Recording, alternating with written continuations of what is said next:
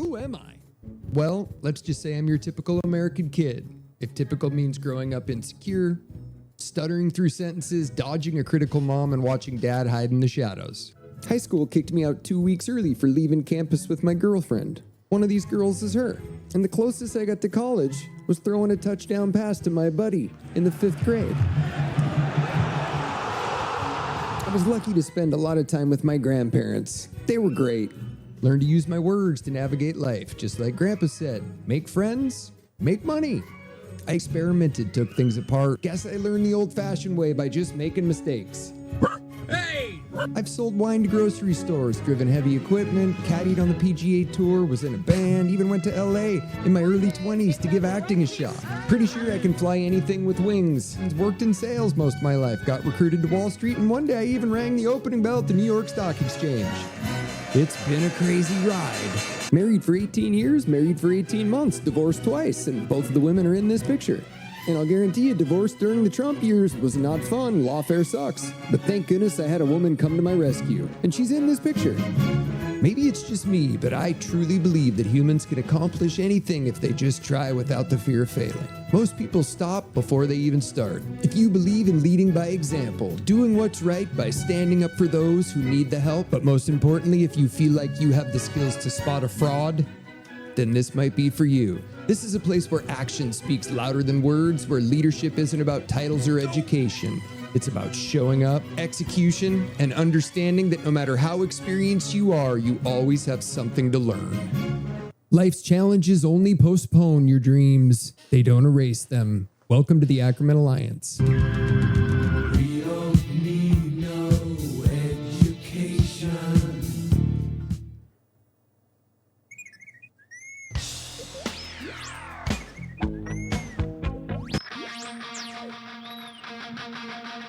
Welcome to the Ackerman Alliance Daily Show, your daily dose of things you need to know, and probably some things you don't.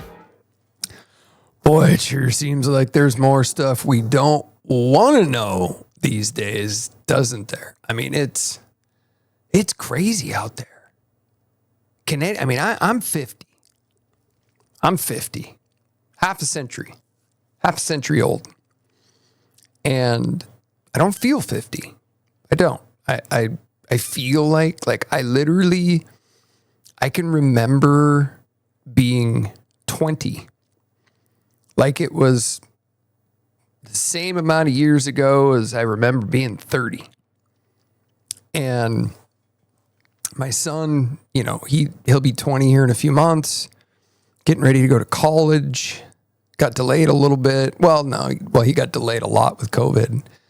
But man, I just try to put myself, I'm very good at putting myself in other people's shoes, feeling what somebody else would feel. I think it's called empathy, where you can, if you hurt somebody's feelings, or if you're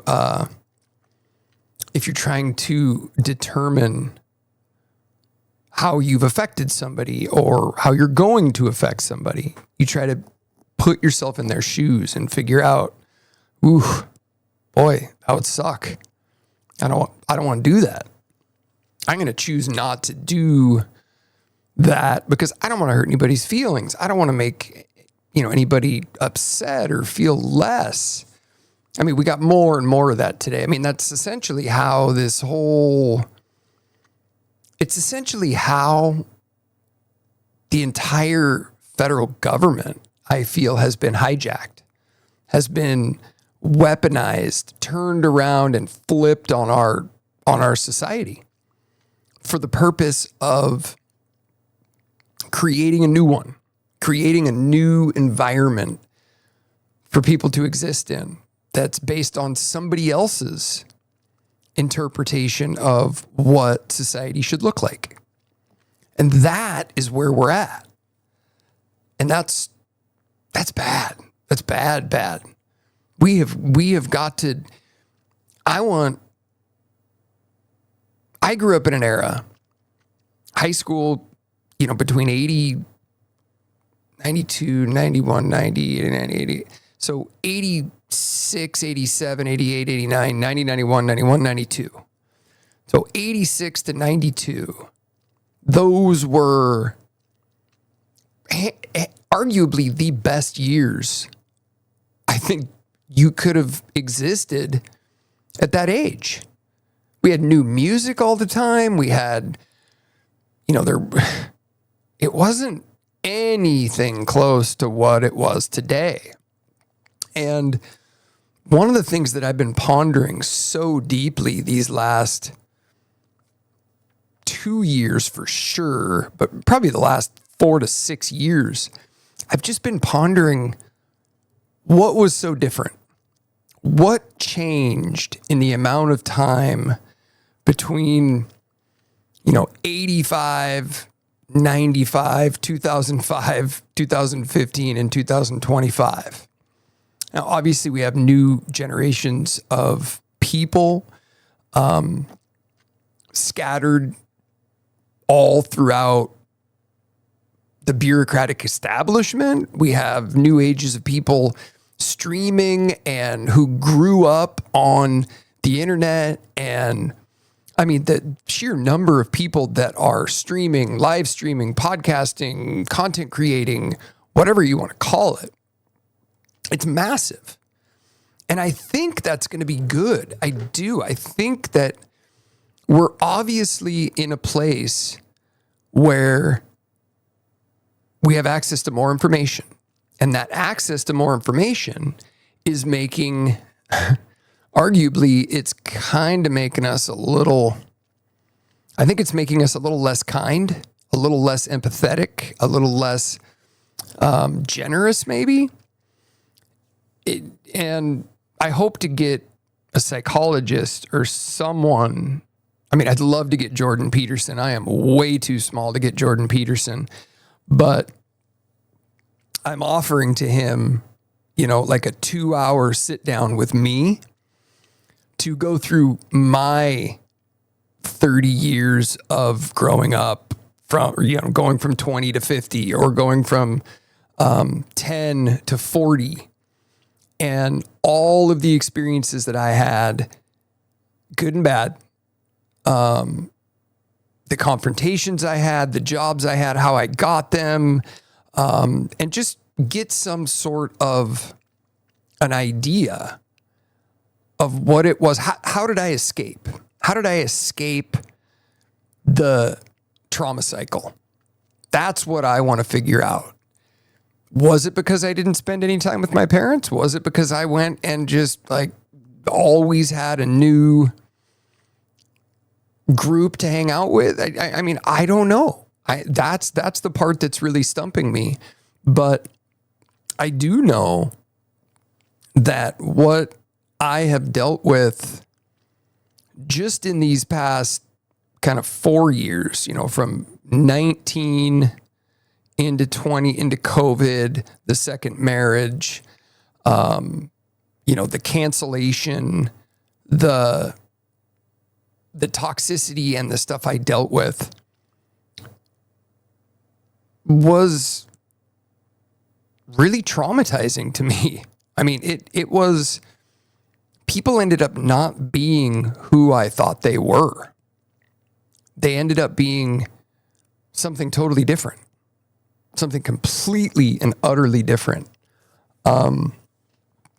So I'm going to talk about something tonight that is pretty serious, I think. Again, we're having a hard time getting through. Nobody's attending. I'm not going to take that. I'm not going to worry about that, because eventually, when I get to the point where one of these platforms is going to have to make things fair and balanced here soon, make this stream available, or maybe we'll just advertise it and broadcast it and put on a big live show event, do an actual show and get people coming, really make a splash with what we're doing here, because this is going to fly. This is not only going to fly, but this is hopefully going to help a lot of people break the cycle of trauma, break the trauma cycle, get out of your own head, take more risk, take more challenge, grow. We're not growing. We are not growing. I just don't see people making progress in getting through the difficult stuff.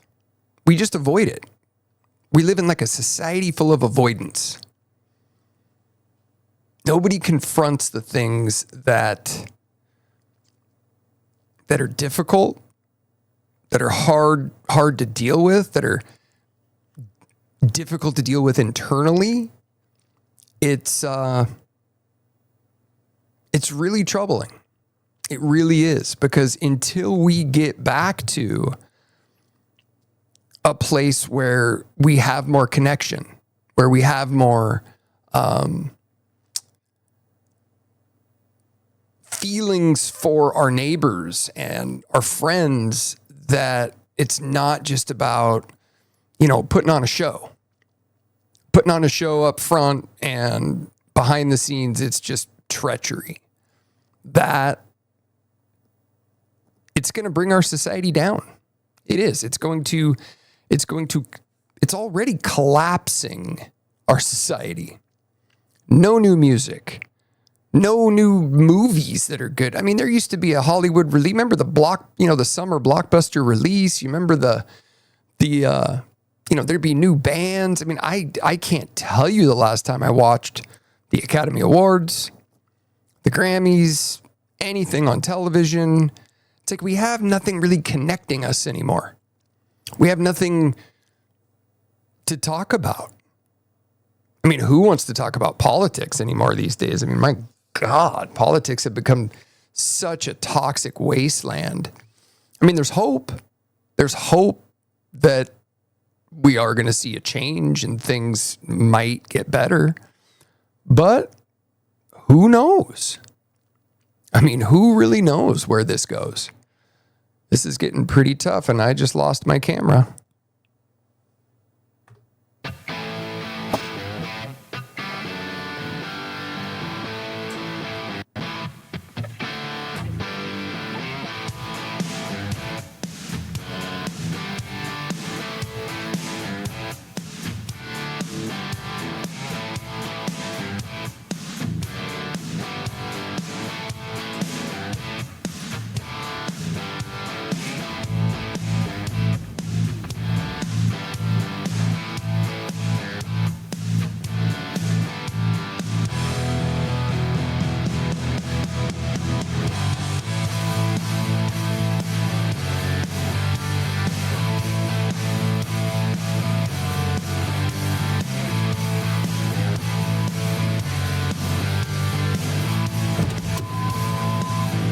Okay. Are we good? You got your seatbelt on? Seatbelt? Seatbelt!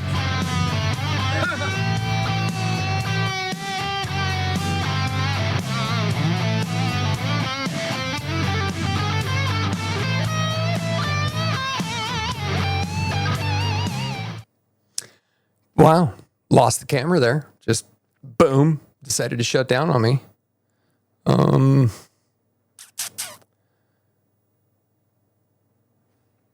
And there's still nobody here, so let's not worry about it.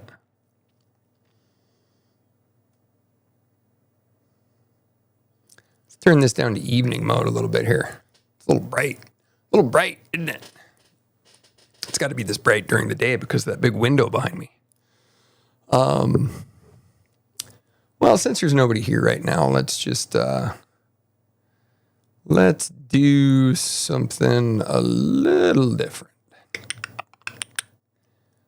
No, let's not do that. No, let's not do that.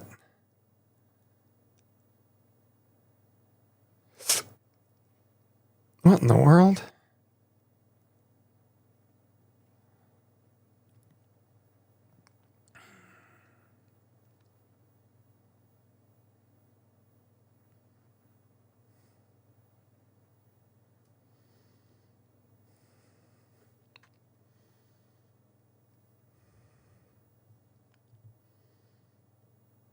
All right, let's try this.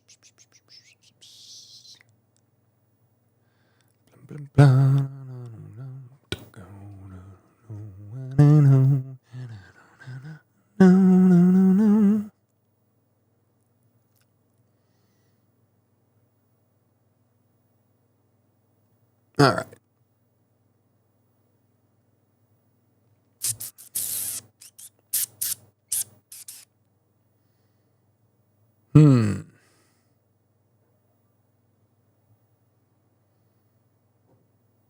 Scene. Round. There we go.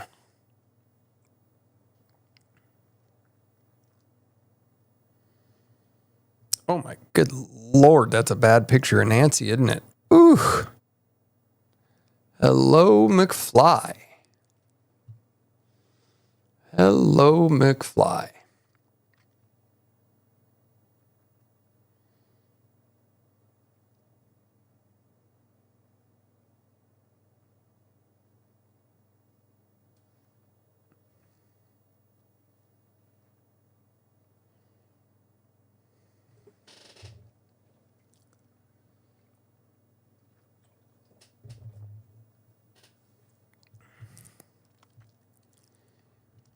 Boy, Nancy's not looking good. Holy smokes. Here, let's listen to what this says. What this lady has to say here. President Trump want to know if you're working. I want to share some statistics, and from a friend of mine who works at the Department of Veterans Affairs, and I want to be very sensitive because he shared some information that it was internal use only. And this is from the Department of Veterans Affairs building portfolio. All right, so 810 Vermont Avenue is a GSA-owned building, and a GSA-owned building means that it's a General Services Administration, and the Department of Veterans Affairs rent that each month. So 810 Vermont Avenue is a 618,000 square foot building. It has 618,000 square feet. seats, meaning that's how many staff they can fit. And the monthly rent is $27.2 million, and that's a month. Their average logins from those staff, and they're pretty packed, my friend says, is 387 people average logging in every month. And that building is sitting at a 16% occupancy rate. So we're paying $27.2 million a month for that building, with 16% occupancy rate. Now, there's 7 buildings that I'm going to share with you. 811 Vermont $27 Avenue, million. another GSA-owned building, 266,000 square feet, 1,294 seats, $13 million a month rent, 124 average logins, a 10% occupancy rate. 18,000 G Street, it's a leased building. 207,000 square feet, 1,243 seats, $11.3 million a month rent, and the average logins of those staff is 146 per month, and an 11% occupancy rate. 1100 First Street, another leased building, 48,000 square feet, 190 seats, $2.4 million a month rent, 55 average logins, and that building has a 20% occupancy rate. 1575 I Street is a leased building. Now this building is in the process of lease termination, so that's nice. So the 37,000 square feet, 156 seats, $1.7 million a month rent, but that building is being terminated. 425 I Street is a leased building, 175,000 square feet, 582 seats, $12.7 million a month rent, 60 average logins, and 10% occupancy rate. 801 I Street is a leased building, 18,000 square feet, 86 seats, $1.1 million a month rent, and 8 average logins, and it's sitting at a 9% occupancy rate. So, yeah, I think that tells a story. I mean, tell me it doesn't tell a story. My friend says that they're pretty heavily staffed, and I know every time there's a job opening, he shares it, and it gets staffed pretty quickly. The government loves to staff at the max capacity if they can, and yeah. So share your thoughts if you want, or not. I don't care. But that's the Department of Veterans Affairs building portfolio. All right. Oh bye. my God. How do you not consider that absolute and utter waste? Just waste. Flushed down the toilet. I mean, it's waste. $27 million a month for a building. Now, here's the question. Here's what I want to know. Who owns that building? Where's that $27 million a month in lease going to? What's it going to pay for? Is it paying for an army of activists? Is it paying for an army of people to do drugs? Like, is it a laundering operation? What the? Come on, people. Come on. Boy. I don't know why I must just be getting further and further down the rabbit hole of being silenced. Usually I've got about 4 or 5 people after 30 minutes. But no, not yet. Not yet. Not at all. 23 minutes. Had a couple people pop in and out, but I'm not going to let it frustrate me. In fact, if you're at home and you stream and you want to put your voice out there, this is the way I think about it. Well, look at it this way. When you go to Hulu or Netflix or something, right? There are seasons, there's shows. Multiple seasons, multiple shows. You are putting up your shows. All these episodes that I'm recording right now. Yeah, nobody's watching them right now. They aren't. And who knows? Maybe they won't. Maybe I just suck. Maybe the message I'm bringing sucks. Maybe everything I'm talking about just sucks. But when it does catch on, when I do get to that point, you can go back and watch the reruns. You can watch the early days because they are going to get better. We're going to start getting a little bit more. We're going to start getting a little more involved. I'd like to set up a little studio where there's enough room and lighting and, maybe the living room that's used for the broadcast/podcast conversation, we double that and do some live sketch comedy or some live sketches. Do some off the map stuff, some new stuff.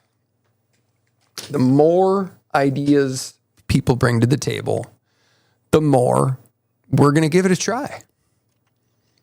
That's what I always did as a kid. You just, when you're bored, you try something new. When I was bored, my dad had a shotgun shell reloader in his shop where he built his remote control airplanes. And I figured out once how to put, those little guys you get in the coin operated things outside the grocery stores where you used to get big gumballs and, prizes, whatever. There were 10 cents, 5 cents, 25 cents, and that whole rack of them outside the store. Well, you used to get those, there it went. The stream is gone.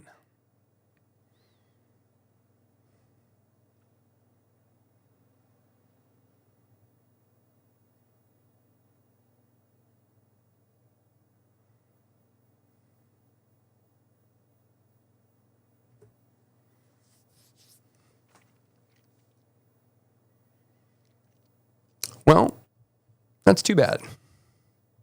That's all right. We'll just keep recording. Keep recording this stream and we'll upload it. We'll swap it out.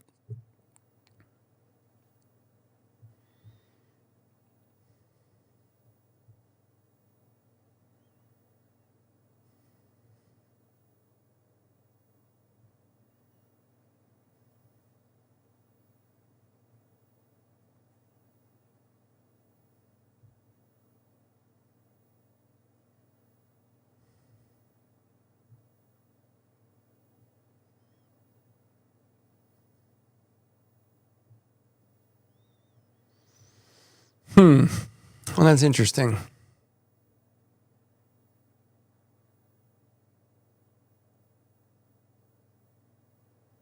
Oh my God. If these people don't think they are going to jail, they literally, climate activists just walked into a Ferrari show and destroyed all the Ferraris? Wow, we've achieved an entirely new level of crazy. In his final hours. Why is it in his final hours?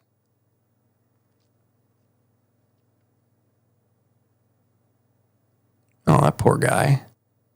He's been around a while. Oh. Buddy the Lion.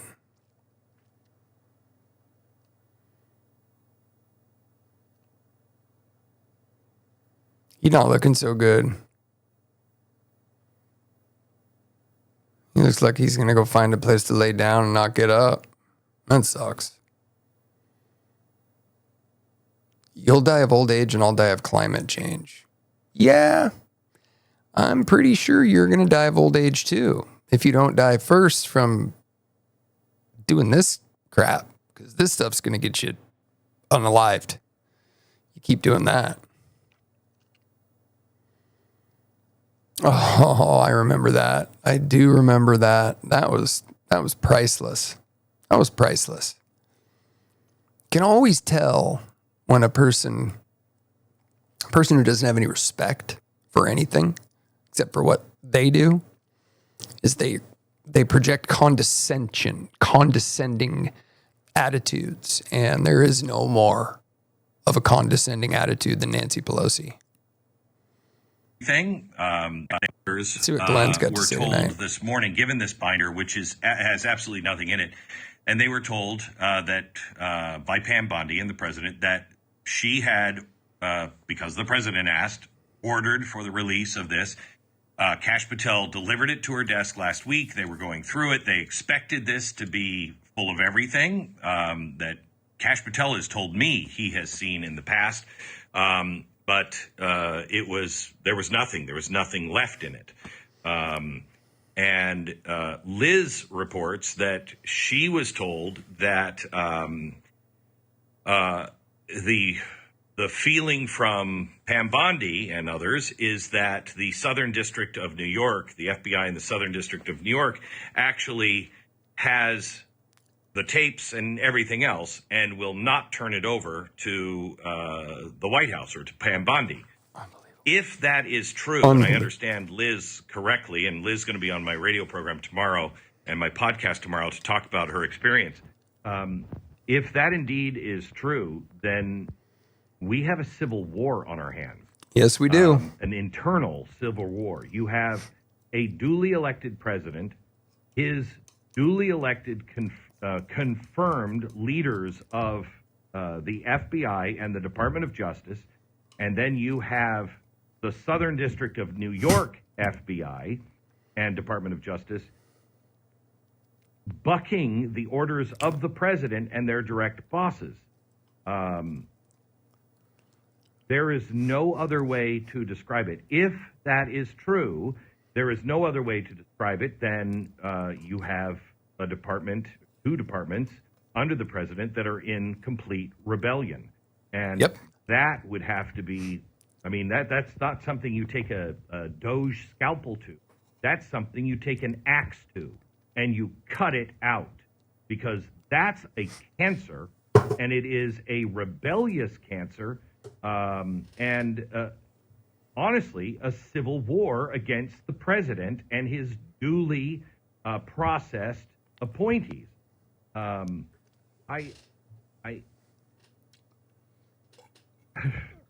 This is not what I expected from Kash Patel and Pam Bondi and the president and the vice president, and I take them at this point at word because I know them. I know how serious, and the president What did he and say? the vice president. This is not what I expected from Kash Patel and Pam Bondi and the president and the vice president, and I take them at this point at word because I know them. I know how serious each of them are about rooting out cancer. But this looks really, really horrible for the president, because what others will say is, well, this is just the same old stuff, and names of people that they were friends of were on, and so they had to blame it on somebody else. Well, I just don't believe that of the president and Kash and Pam. I know the passionate response in private about these names and about this list, and how Kash in particular couldn't wait to release this. He is he is a dog with a bone. He is on a mission, and so is the president, and I believe Pam Bondi is too, on a mission to rat this evil out. If it's true, we're in civil war. The state is at civil war with itself. If it's not true, then we will see this administration not move against the Southern District of New York. If I were President Trump, and I got to give him the benefit of the doubt here, because I think this is, giving him the benefit of the doubt, he is focused on Russia and everything else. But if I were Donald Trump, and no matter what I had planned, if I had an agency in rebellion, I would get on my plane and I would fly to New York, and I would personally fire every single person, and I'd put a padlock on that door in Southern District of New York. That's what the president, I believe, should do if I understand what Liz is saying is correct, and if it is indeed true. Wow. That's all I can say is, wow. You can't have regrets for the...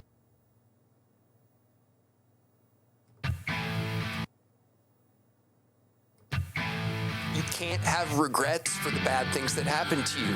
They're just as important as the good things. I've learned way more from my mistakes than I have from my success. I said Hollywood would die the day I pulled out of town. We're good. You got your seatbelt on? Seatbelts? Seatbelt! We're going to find out just how mentally healthy this country is over these next few years.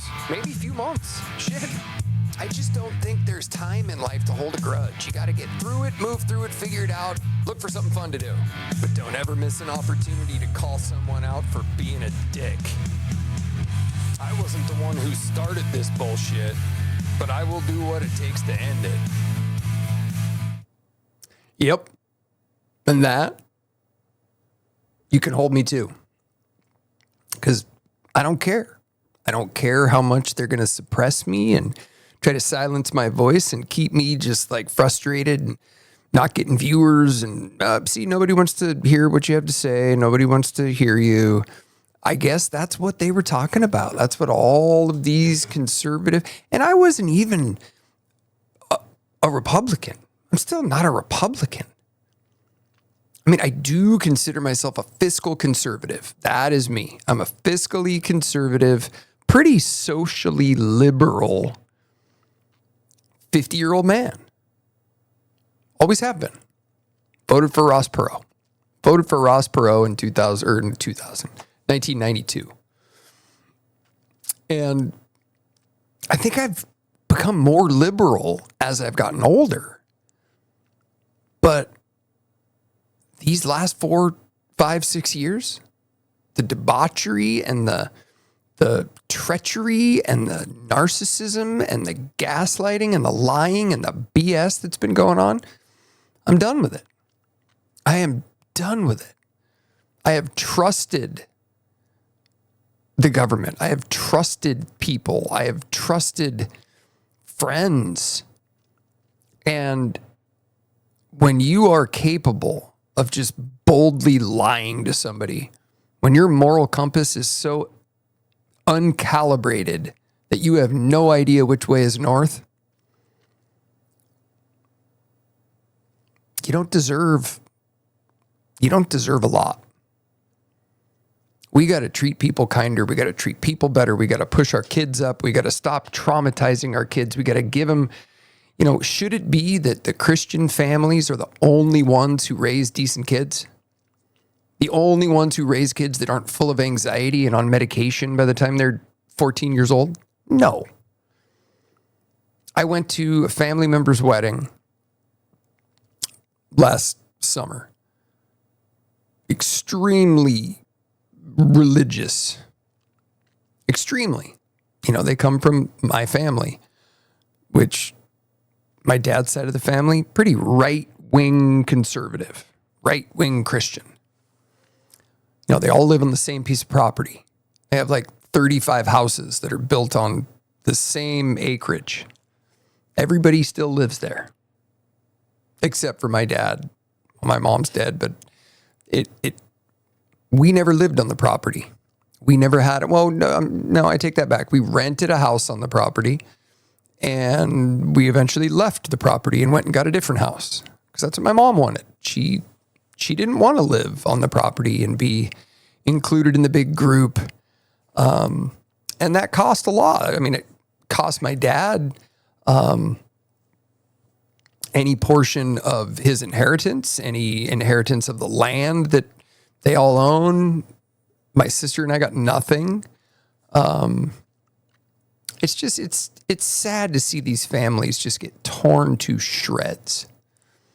And that's why I'm doing this. That's what the Ackerman Alliance, that's what this broadcast and everything that I'm going to be taking on these next 5, 10, 15 years that are hopefully going to put some momentum back in encouragement and confidence and achievement, taking risk, the right kind of risk, calling people out when they need to be called out, because that just needs to happen. You can't have regrets for the bad things that happen to you. They're just as important as the good things. I've learned way more from my mistakes than I have from my success. I said Hollywood would die the day I pulled out of town. We're good. You got your seatbelt on? Seatbelts? Seatbelt! We're going to find out just how mentally healthy this country is over these next few years. Maybe a few months. Shit. I just don't think there's time in life to hold a grudge. You got to get through it, move through it, figure it out, look for something fun to do. But don't ever miss an opportunity to call someone out for being a dick. I wasn't the one who started this bullshit, but I will do what it takes to end it. All right, let's see. Hey, are you there tonight, ChatGPT? Yes, I'm here. How's it going? Oh, good. It's going good. How have you been? I'm glad to hear that. I've been doing well. Thank you for asking. What's been on your mind tonight? Well, I'm a little concerned that we, as a country, might be inching a little closer to civil war. I'd like you to scour the internet and use your massive brain and processing power and ability to make critical, good decisions and let me know what your interpretation of that is.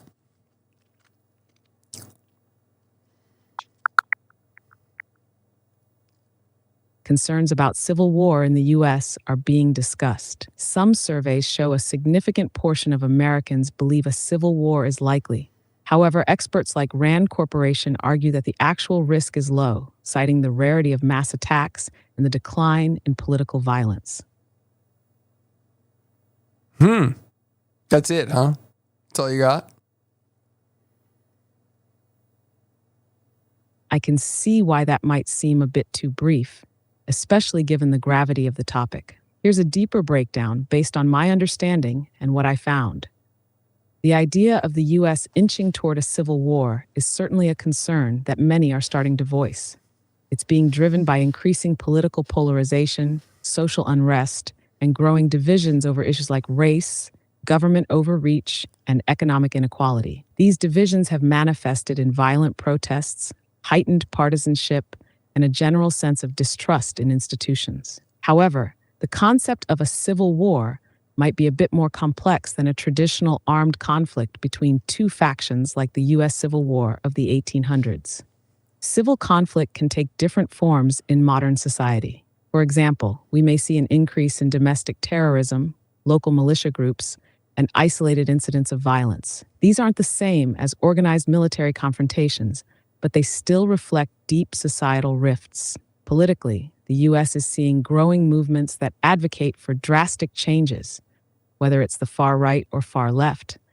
And some people do view the government as illegitimate. Add to that the spread of misinformation, which complicates understanding and leads to fear-based reactions. And you can see how tensions rise. That said, while things are undeniably intense and alarming in some ways, experts largely agree that a full-scale civil war is still unlikely in the traditional sense. More realistically, the country may face a prolonged period of heightened political and social instability, with ongoing risks of violence or fragmentation. Can I interrupt you for Things just a like second? systemic issues, economic stress, and the erosion of trust in institutions will continue to create pressure. To sum it up, the risk of an all-out civil war in the U.S. may still be low, but there are growing indicators of significant social and political unrest. This unrest could result in periods of widespread civil disobedience, violent clashes, or even internal conflicts within states or communities, but it's unlikely to manifest as a direct military confrontation across the entire country. Would you like me to dive into any of these issues further or explore a specific aspect of it? I'd like you to dive a little bit deeper into the comment you made about some still feel this administration is illegitimate. With the administration in office currently winning a popular vote and the administration's decisions to root out waste, fraud, and abuse being approved by 72% of the population, what about what's happening might be deemed as illegitimate?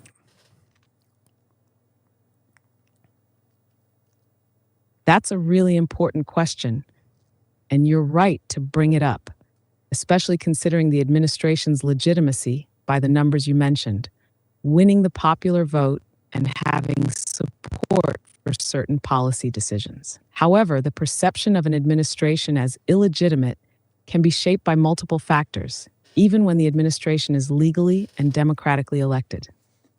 There are a few key reasons why some people might feel this way, despite the objective facts about its legitimacy. 1. Polarization and partisanship. One of the most significant drivers of the perception of illegitimacy comes from the deepening political polarization in the U.S. The country has increasingly divided itself into ideological camps, with a lot of distrust between the left and the right. For some, any administration from the other side feels illegitimate because it's not their preferred political representation. This is a growing trend where politics is seen as a zero-sum game, and the idea of compromise or working together has diminished. Even if an administration wins the popular vote and has broad support for certain policies, the opposing side may still view it as illegitimate because they believe their values, interests, or way of life are being ignored or undermined. 2. Disagreement with policy decisions. Even with the administration's approval of efforts like rooting out waste, fraud, and abuse, which you mentioned has 72% approval, there are a significant number of people who see the administration's approach to governance as harmful to their personal or community interests. For example, policies regarding healthcare, immigration, or environmental regulations can be perceived by some as overreach or outside the bounds of what they consider acceptable government power. What is seen as legitimate by one group may feel like an infringement on personal rights or freedoms to another.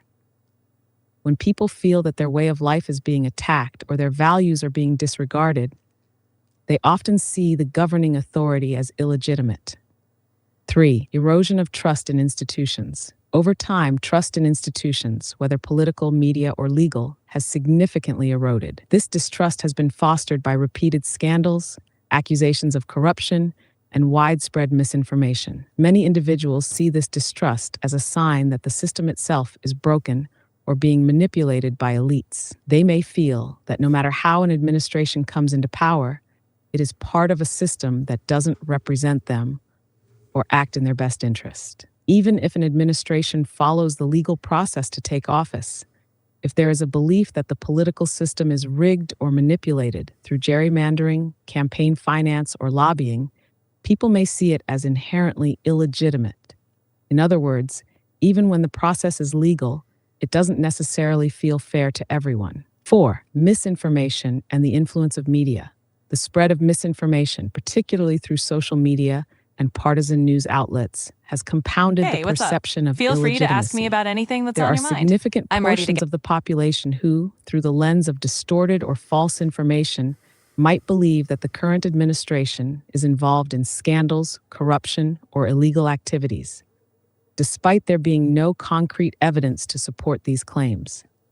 For example, some conspiracy theories, such as those surrounding election fraud or government overreach, have taken root. When large groups of people are consistently fed disinformation about the government or specific leaders, they are likely to develop or maintain a sense of mistrust and even hostility toward the administration, regardless of the facts. 5. Legitimacy and authority. The concept of legitimacy goes beyond just winning elections or having public support for policies. It also has to do with how leaders and institutions are perceived in terms of moral and ethical authority. If an administration is seen as violating the social contract, whether through perceived corruption, authoritarian tendencies, or a lack of transparency, people may question its legitimacy. For example, actions like bypassing democratic norms, disregarding checks and balances, or even altering key parts of governance to fit a specific agenda can lead some to perceive the administration as not fully adhering to the principles that uphold the democratic system. Be more 6. specific on Historic that. context of Excuse me. legitimacy. Hold on. We also have to keep Hold in on. mind that throughout history, every administration has faced pushback from those who disagree with its policies, and the feeling of an illegitimate government has often been used to galvanize political opposition. The difference today is that the platforms and Can you reach of hold those on? opposing the government. Can you hold on?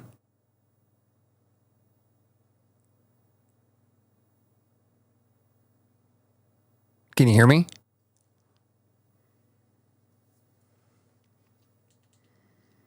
Guess you're not allowed to interrupt her.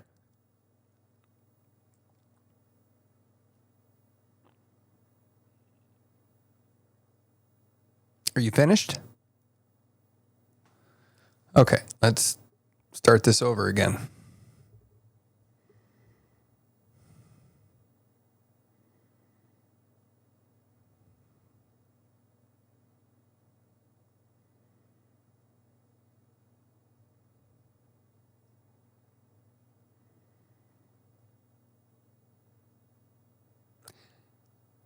In that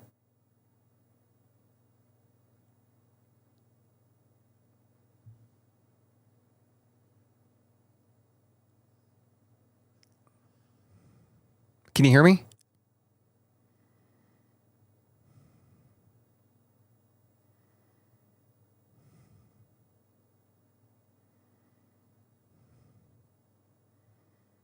Okay, we back on?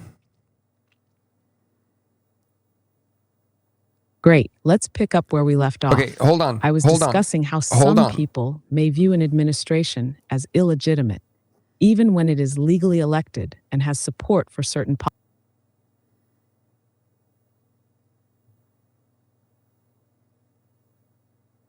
I would like you.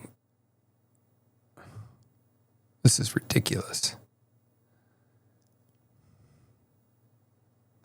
Okay.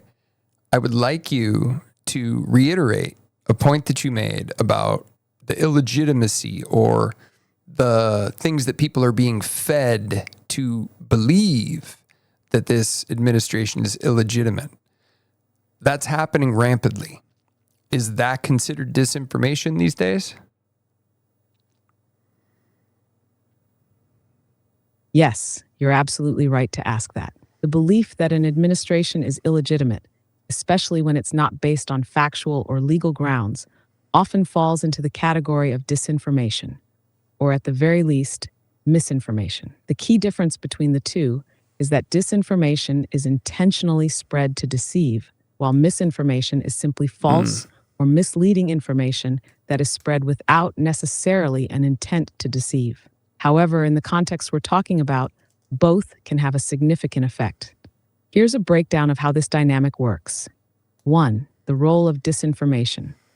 Disinformation campaigns are deliberately designed to sow doubt and confusion. In the case of the current administration, there are a number of false narratives being pushed, either through social media, certain media outlets, or by political figures, that claim the administration is illegitimate. For example, claims of voter fraud without evidence, claims that the election was stolen or rigged. There is evidence. Misrepresentation of the administration's legal authority or its compliance with the U.S. Constitution. These types of claims are fed to certain segments of the population in ways that are emotionally charged and designed to tap into existing fears or biases. They then get amplified through echo chambers, social media, partisan media, etc., where people only hear things that confirm their beliefs, reinforcing the false narrative.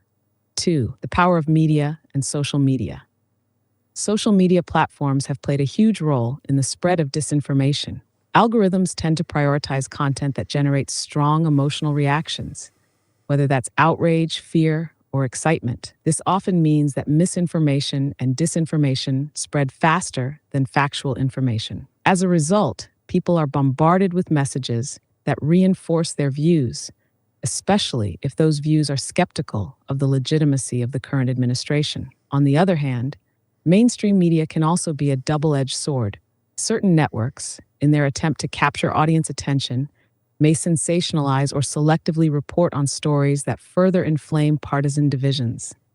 This can create a situation where individuals are exposed to a narrative that doesn't reflect the full picture, contributing to a broader feeling that the system is broken or unfair. And 3, echo chambers and confirmation bias. When individuals are exposed only to information that aligns with their pre-existing beliefs, it creates what's known as an echo chamber. This phenomenon leads people to feel even more strongly about their stance because they're not encountering differing viewpoints that challenge their opinions. The problem is that echo chambers can spread disinformation because people often don't question the legitimacy of what they're being told when it confirms their beliefs. This is part of why people who feel the current administration is illegitimate can be so resistant to information that might contradict that view. After the illegitimacy claim as a political weapon. In some cases, the claim of illegitimacy is being strategically used as a political tool. Undermining the authority of the current administration is one way to galvanize a political base.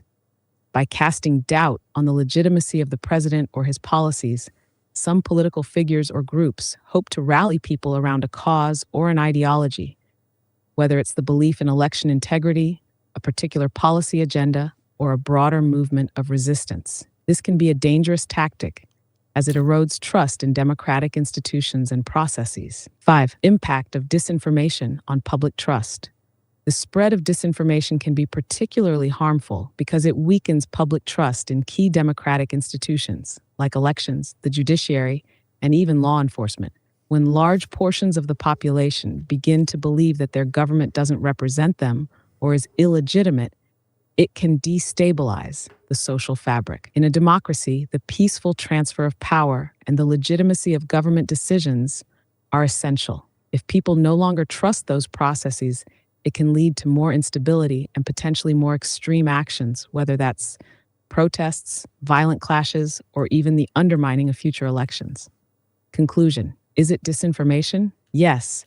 When people are fed the narrative that the administration is illegitimate despite clear evidence to the contrary, like winning the popular vote or having broad support for policies, it is disinformation. This information is often carefully crafted and spread with the intent of shaping public opinion or gaining political advantage. And even when it's not intentional disinformation, misinformation, false or misleading information spread without malice, You're going to have a brain fart again.